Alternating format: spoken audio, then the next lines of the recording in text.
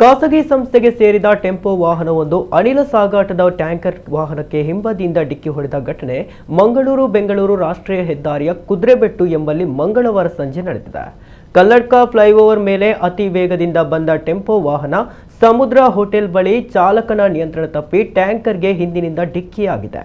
ಪರಿಣಾಮ ಚಾಲಕನ ಕೈ ವಾಹನಗಳ ನಡುವೆ ಸಿಲುಕಿಕೊಂಡಿತ್ತು. ಗ್ಯಾಸ್ ಟ್ಯಾಂಕರ್ಗೆ ವಾಹನ ಡಿಕ್ಕಿಯಾಗಿದ್ದರಿಂದ ಅನಿಲ ಸೋರಿಕೆಯ ಭಯದಿಂದ ಯಾರೂ ವಾಹನಗಳ ಮೇಲೆ ಒತ್ತಡ ಹಾಕಿಲ್ಲ. ಸುದ್ದಿ ತಿಳಿದ ಪೊಲೀಸ್ 112 ವಾಹನದ ಸಿಬ್ಬಂದಿ ಸ್ಥಳಕ್ಕೆ ದೌಡಾಯಿಸಿ ಸ್ಥಳೀಯರ ನೆರವಿನೊಂದಿಗೆ ಚಾಲಕನನ್ನ ಹೊರತರುವಲ್ಲಿ ಯಶಸ್ವಿಯಾದರು. ಈ ವೇಳೆ ಸ್ಥಳಕ್ಕೆ ಬಂದ ಬಂಟ್ವಾಳ ಅಗ್ನಿಶಾಮಕ ದಳದ ಸಿಬ್ಬಂದಿ ಪರಿಹಾರ ಕಾರ್ಯಾಚರಣೆಗೆ ನೆರವಾದರು.